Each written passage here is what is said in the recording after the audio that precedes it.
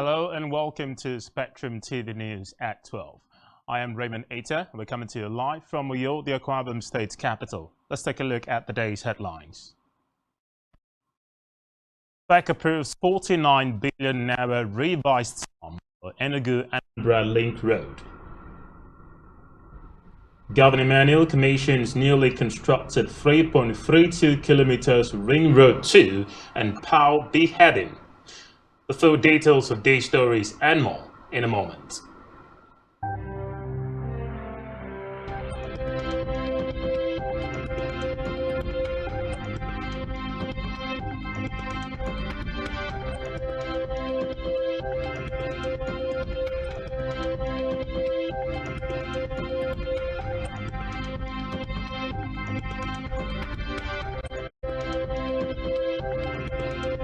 Federal Executive Council FEC, which on Wednesday approved the sum of 49 billion naira being the revised sum for the old Enugu-Onitsha Road project.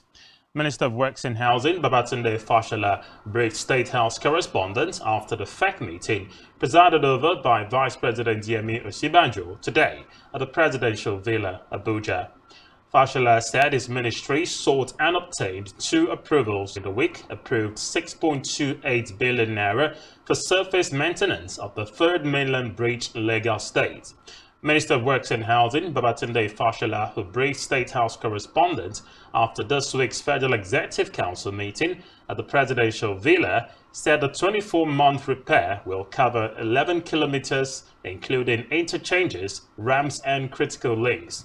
He said the move aligns with Executive Order 11, signed by the President, Muhammadu Buhari, in April 2022, which gave legal backing to the country's national maintenance to repair failed and peeled asphaltic sections and also substructure. Meanwhile, the Federal Executive Council on Wednesday approved the provision and installation of baggage scanners at all railway stations in the country at a cost of 495 million naira. The Minister of State for Transportation, Ademola Adegroye, stated this at a briefing after the council meeting of lives and property in the nation's railway facilities and in continuation of the railway revolution in the sector.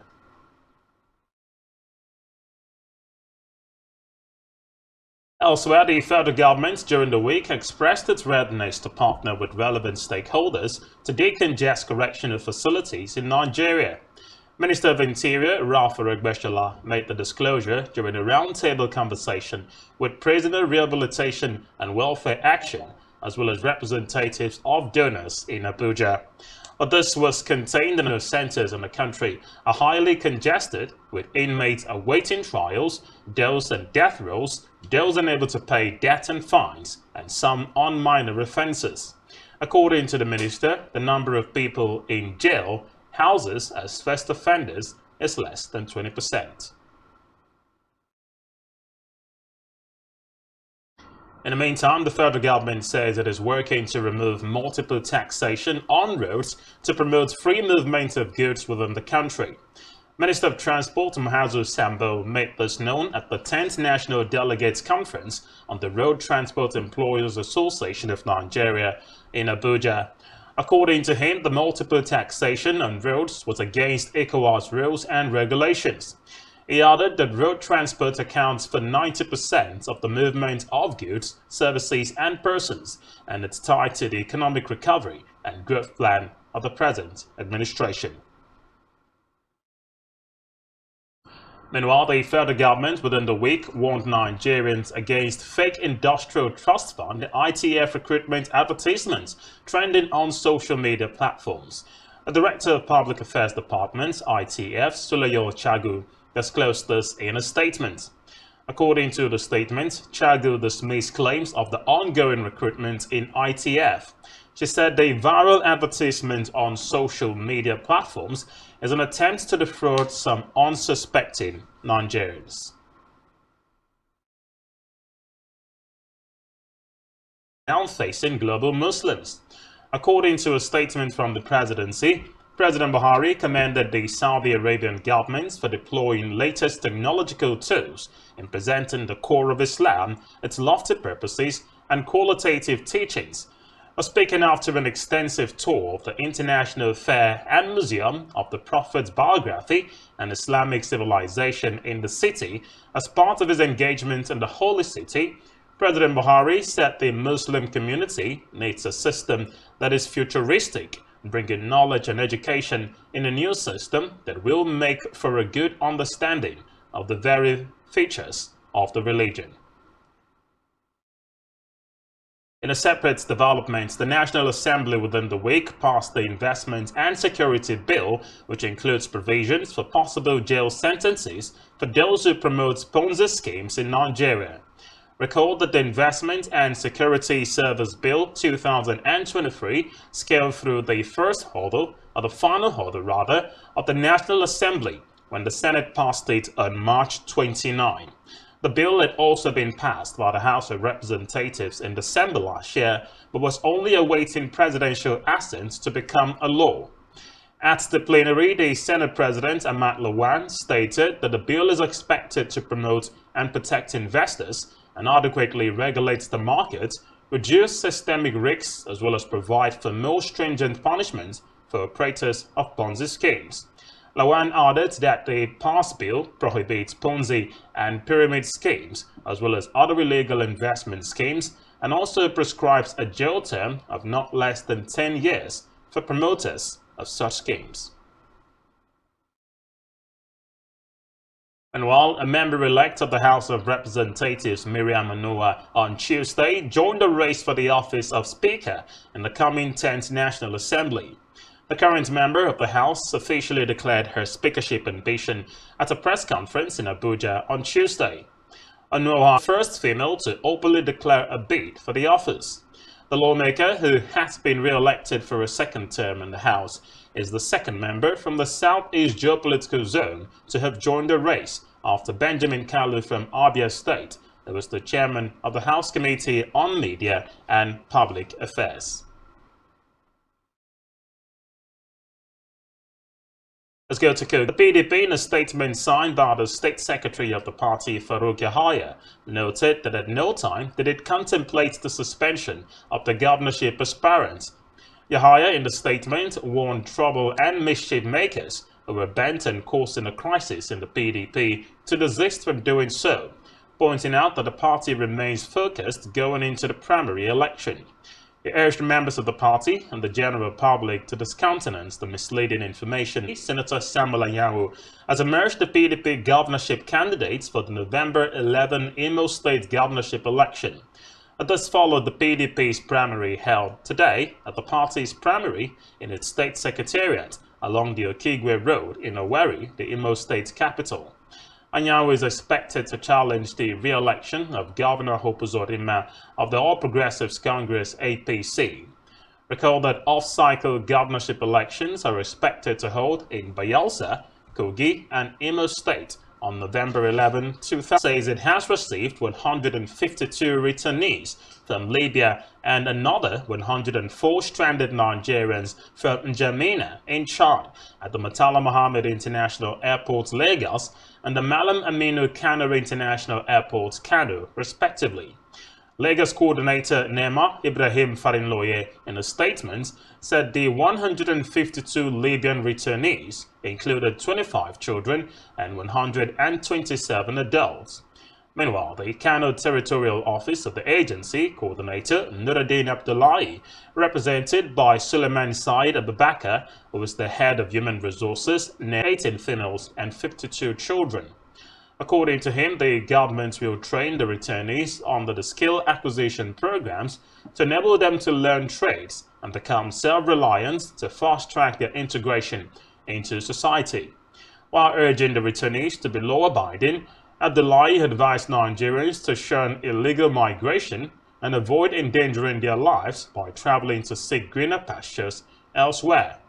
Reports say the agency has so far also received 444 stranded Nigerians from Niamey in Niger. Now, the National Population Commission (NPC) on Wednesday postponed indefinitely the training for enumerators and supervisors earlier slated for April 13. Census Committee Chairman Ipalibo Hari revealed this to newsmen in Abuja. Harry assured that the postponement would not affect the conduct of the population and housing census.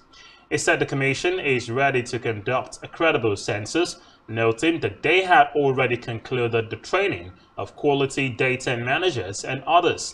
According to the Census Committee chairman, a new date for the training of the enumerators and supervisors would be communicated soon.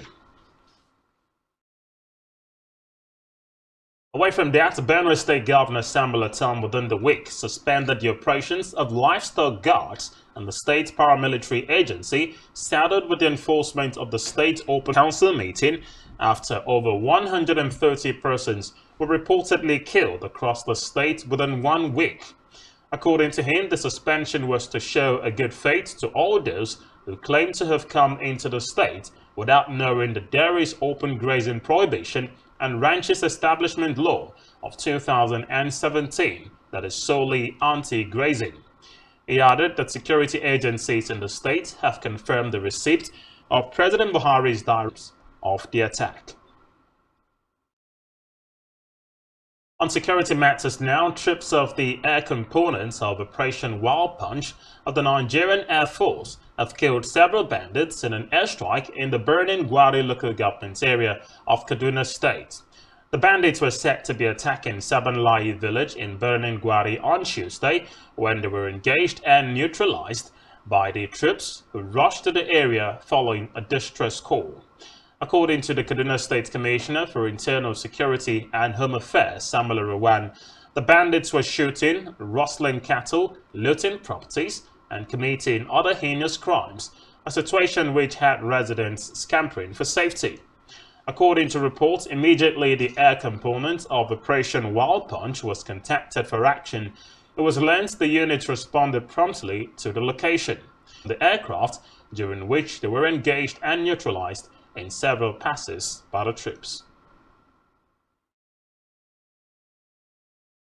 And back in the state, as part of the winding down formalities of his development-centric administration, Akwa Ibom State Governor Udom Emmanuel has commissioned the newly constructed 3.32 kilometers Ring Road 2 dual carriageway with underground outfall drain.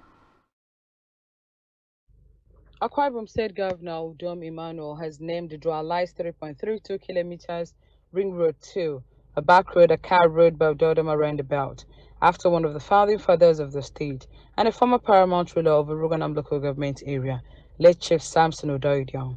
Speaking during the commissioning of the road, the governor stressed that it was important that major road infrastructures are named after the people who fought for the Akwa Ibom of today. Udom thanked the contractor of the project, Henseg Integrated Services, for a good job. He further used the occasion to thank the people for their support and solidarity during the recent liquidate on his development-centric agenda. A lot of places you drive through, if you check underground, it can take a whole big car underground called underground drainage system. Everything around this area channeled into the IBB flood control from Akar Road. If you check, the Akar Road did not have side drains, but right now we've taken the water off that Akar Road, channeled it through this Ring Road 2 into the underground drainage system to enable us thin roads in Atana for the road, all with side drains with proper drainage system. And I'm sure today there's no way you enter in Atana for that is not tidied up, because they host the secretariat. And I want to assure you that your incoming governor is much more in capacity than me. He's going to do a lot more for you people. Giving an overview of the road project, the contractor and CEO of Henseg Integrated Services, Uwe Mokoko, who assured that the road will last for generations, also placed him, promising never to disappoint. In the history of mankind, this is the first time a roundabout, 15 meters wide roundabout, 30 meters at the center, 15 meters at the paved area, constructed within a span of 10 days.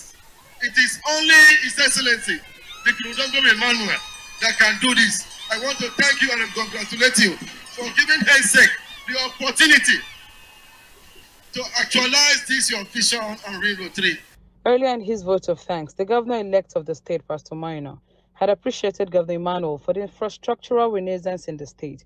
He assured Akwa Ibomites that he will follow Udom's footsteps by converting all the infrastructure to be economically beneficial to the people.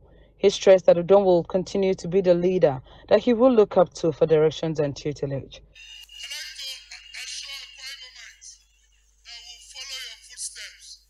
We will keep taking tutelage from you and will continue with the vision that you have laid down. Our job is to simply convert all of this infrastructure to begin to have entrepreneurial benefits for our people. And that's what we will do. Your Excellency, we want to thank you so very graciously. And these thanks will continue. The event featured more goodwill messages from the chairman of the Uyo Capital City Development Authority, Enobangwa, the member representing Uyo State constituency in Yetieka, and the paramount ruler of Uyo, Ididem Silvano Sekun, amongst others, who took turns in commending Udom for his people-centric government. In Uyo, Jane Uwa, Spectrum Television News. Meanwhile, Akwa Ibom State House of Assembly has passed into law the bill to provide for a map for the state and other matters connected therewith. The new law, which is cited as the Akwa Ibom State Map Establishment Law 2023, was passed during plenary and is expected to have taken effect from Thursday, April 13, 2023. Chairman Udo Okpan. According to the report, the bill sponsored by David Lawrence in Eket Senatorial District will help reduce agitations and communal conflict, enhance and promote development within the mapped out boundaries.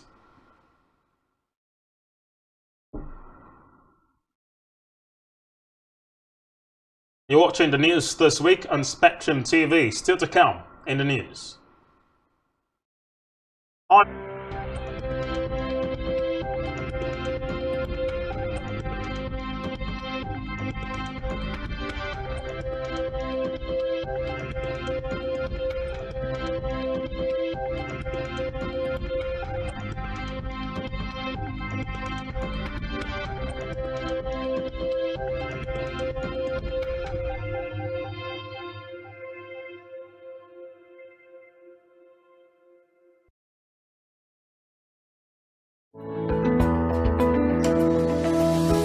Business exists only to meet the needs of the people, but there's an extra advantage if your product and services are pitched on a platform that gives you the added advantage over your competitors. For your desired return on investment and so much more, advertise on Spectrum Television, on StarTimes DTH Channel 421 and on free-to-air with a frequency of 12733. Spectrum Television, broadening your horizon.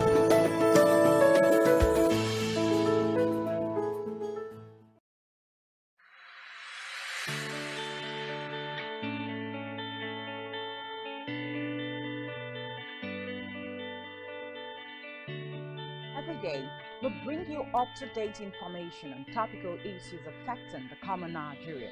From issues on politics, Hello Nigeria, I remain committed. security, from 7 a.m. to 9 a.m. on Rise and Shine Daily, exclusive on Spectrum Television.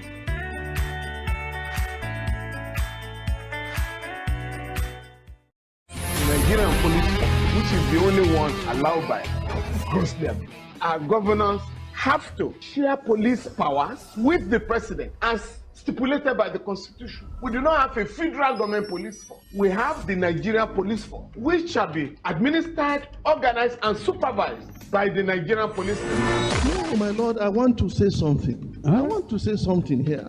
Perhaps it might also who could be said to be the beneficiaries of the death of Abel. Rogers has linked you with some of the killings he did. He never did. He linked you with the attempted murder of Hebrew. He did not. My lord, the matters council is leading the evidence in our matters. Is this an adversary proceeding? It's not, my lord, but you can't be talking about cases which are in court. Is this an adversary proceeding? It's not, my lord. These cases are in court, my lord. I'm just reminding your lordship. My lord, sorry. Nigeria, legally speaking. Join us every Friday from 5 p.m. to 6 p.m. for Legally Speaking.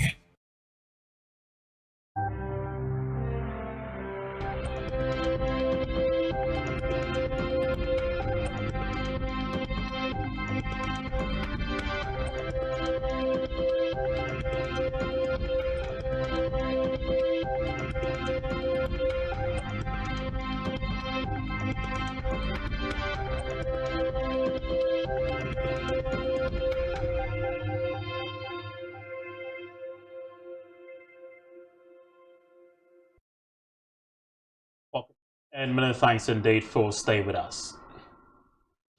Let's go to Africa now, where South Africa on Tuesday said an international arrest warrant for Russian President Vladimir Putin over the Ukraine war was a spanner in the works ahead of a BRICS summit in the country in August. Pretoria, which has close ties with Moscow, has been faced with a diplomatic dilemma since the International Criminal Court (ICC) issued an Russia, India, China and South Africa to hold in South Africa later in August. But the host nation is a member of the ICC and would be expected to make the arrest if Putin steps foot in the country.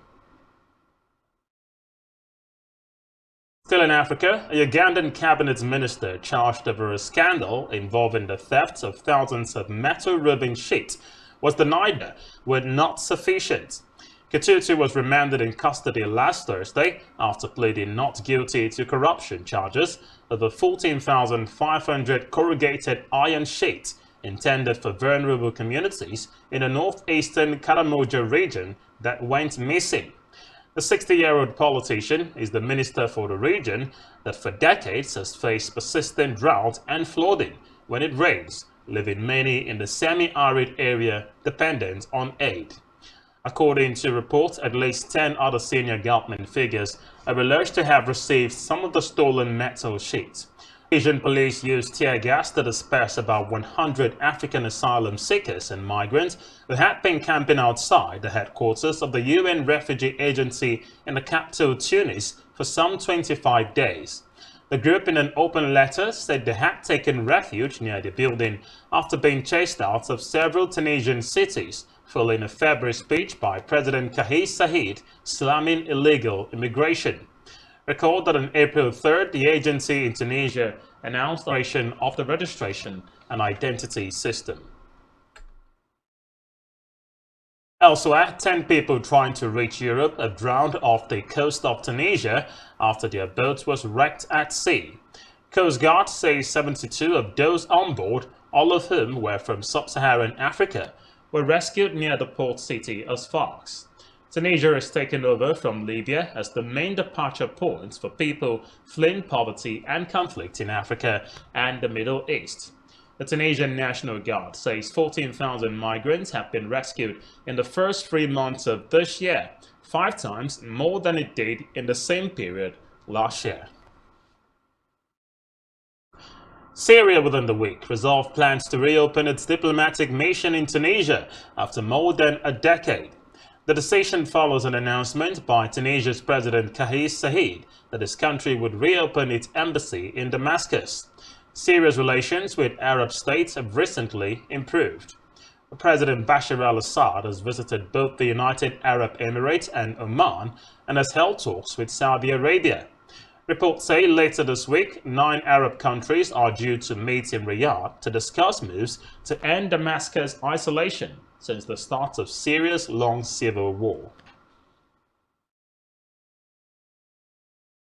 In the meantime, police in Tanzania within the week held 63 Ethiopian migrants after their arrest in the southwestern Njombe region near the border with Malawi. Njombe Regional Police Commander Hamis Issa said the migrants were arrested after their lorry was involved in an accident. Issa said about 150 on the run.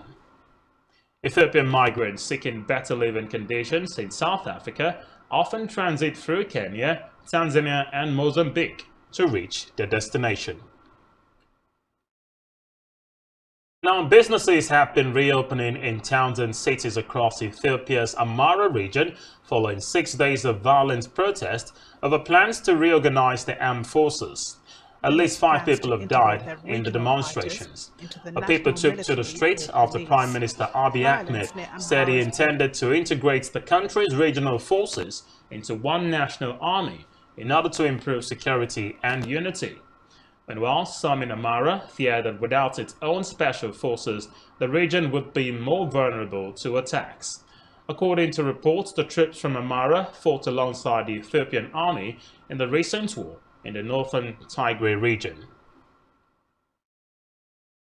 To Kenya now, where the main opposition coalition on Tuesday announced plans to hold veteran opposition leader Raila Odinga said it remained committed to easing political tensions through dialogue after its anti-government protests turned violent last month. It said it would hold its first town hall meeting soon, followed by a public rally on Sunday in the capital Nairobi to explain to the people the upcoming course of action.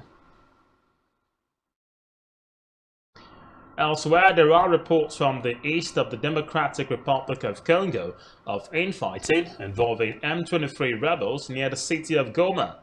According to the reports this week, placed more than 750,000 people in North Kivu province. Meanwhile, Tuesday's violence does not appear to have involved Congolese government troops and so is not seen as a major setback to the peace process.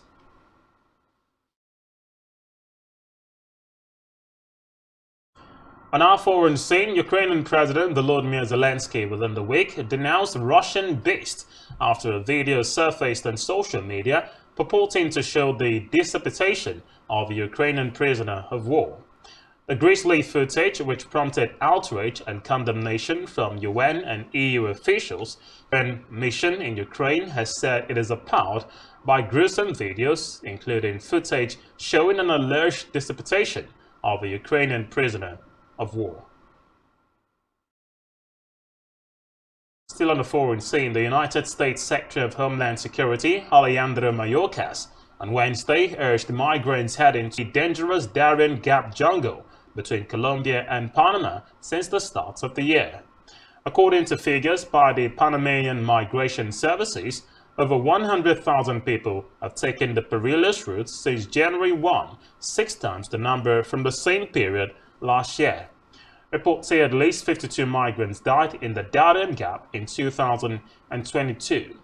Mayorkas said the United States continues to enforce the country's immigration laws, and individuals coming to the United States unlawfully. Biden was in Belfast on an historic 4-day visit to Northern Ireland and the Republic.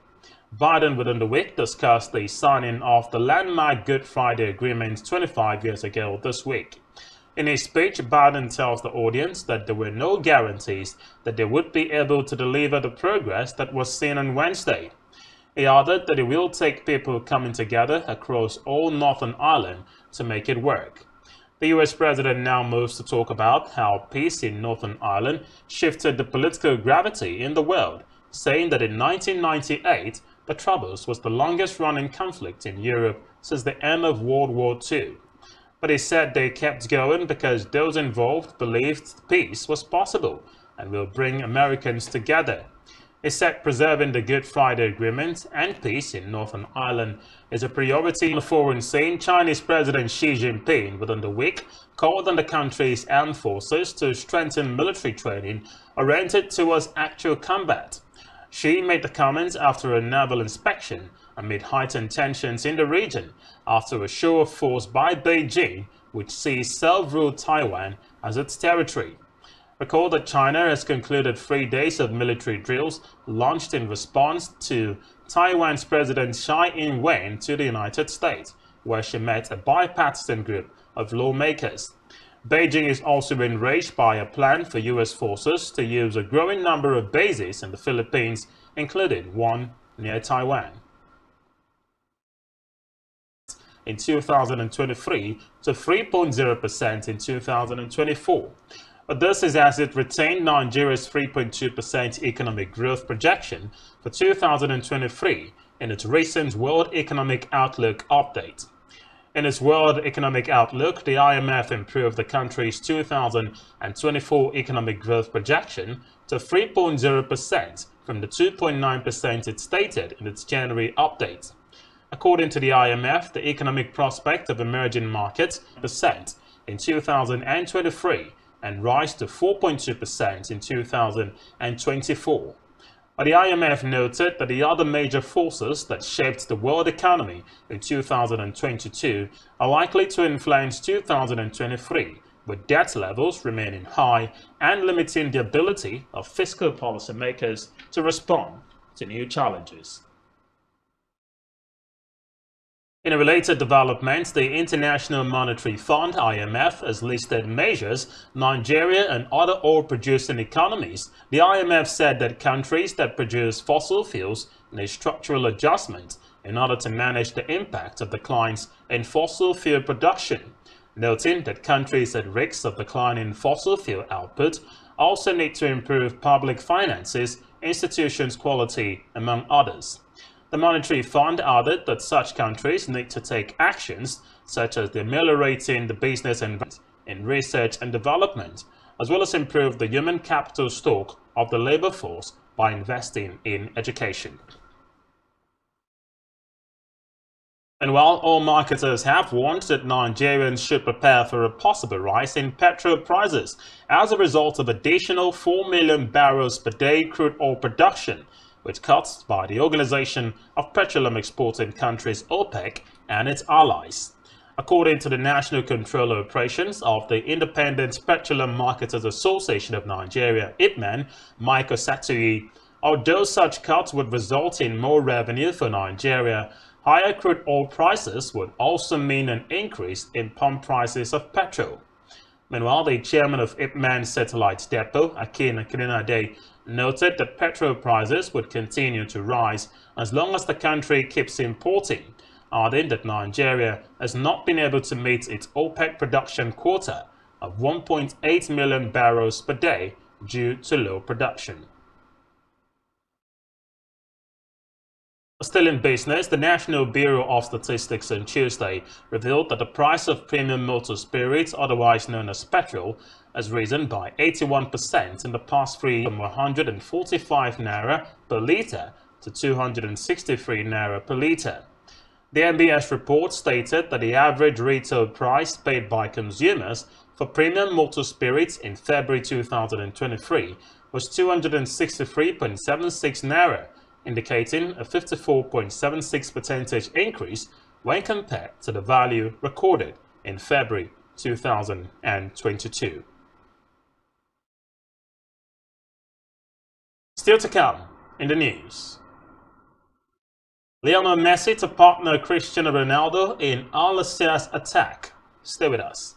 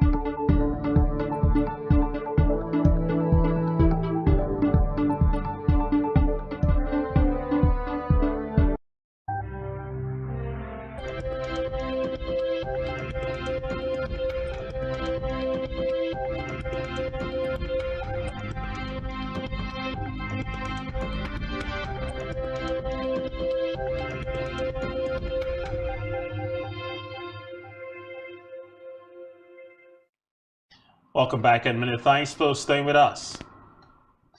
And now in health, the Medical and Dental Council has said medical and dental certificates issued by medical schools in Ukraine from 2022 will not be honored by the Medical and Dental Council of Nigeria until when normal academic activities resume in Ukraine.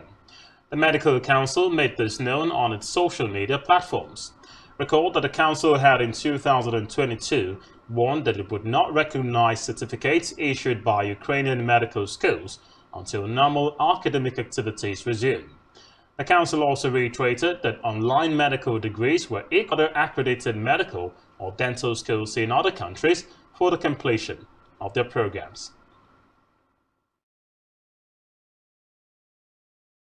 Still in health, a consultant neurologist at the Lagos State University Teaching Hospital, Dr. Agabio Sigwe, has called for more awareness and training on symptoms of Parkinson's disease, controllable movements such as shaking, stiffness, and difficulty with balance and coordination. He noted that people with Parkinson's experience stigma in places where there are ignorance, myth, and misconceptions about the disease and its cause. The consultant neurologist said access to medications has also been a challenge, adding that the drugs are relatively expensive and unaffordable for the majority of patients with the condition. League SPL. Well, it's the same club footing the bills of iconic striker Cristiano Ronaldo. The report by La Gazzetta Sports claims that the 35-year-old wants to form a formidable partnership with Ronaldo in Saudi Arabia. Messi is seriously considering the move as he plans his next move with his contract at PSG expiring in the summer. According to reports, Messi is currently unhappy at PSG over the behavior of the fans in recent games following their exits from the UEFA Champions League. Meanwhile, another SPL side, Al Hilal, are reportedly still interested in signing Messi and could join the race to sign the Argentine. Still in sport, Marcus Rashford will miss Manchester United's Europa League quarter-final clash with Sevilla after suffering a muscle injury that is likely to keep him out for a few games.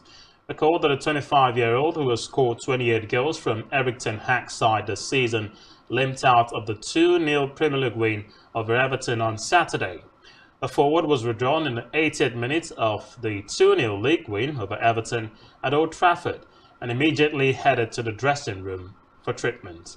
Sheikh Jassim and British billionaire Jim Ratcliffe both submitted a second bid for the Premier League club last month. Meanwhile, several offers are understood to have been received in recent weeks, but Sheikh Jassim and Ratcliffe remain the front-runners to buy United should the Glazers give up control of the club they bought in 2005 for £790 million. Recall that United's unpopular owners announced in November that they were conducting a strategic review with the sale of the club one option being considered.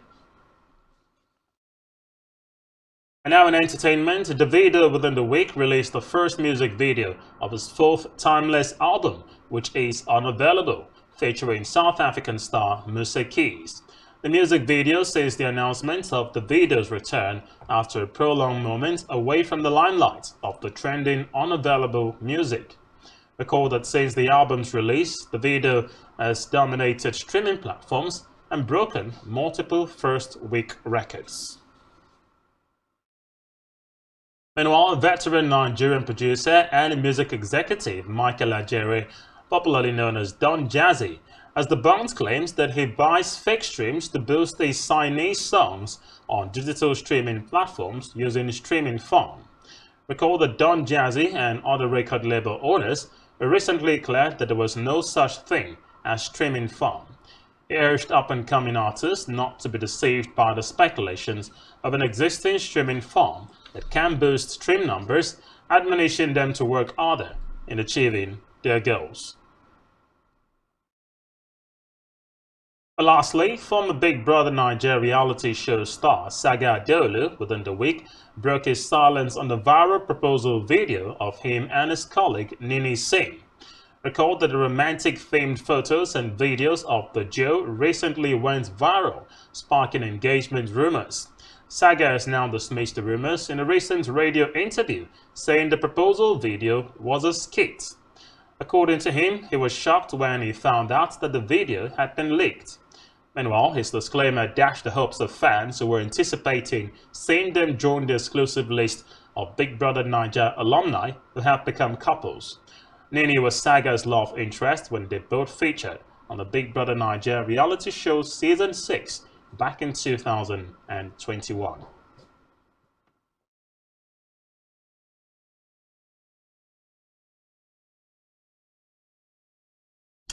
But that's all we have for you at this time. Many thanks indeed for joining us. Don't forget to follow us on all of our socials and do well to subscribe to our YouTube channel, all of which you can find on our website. Just search spectrumtv.ng.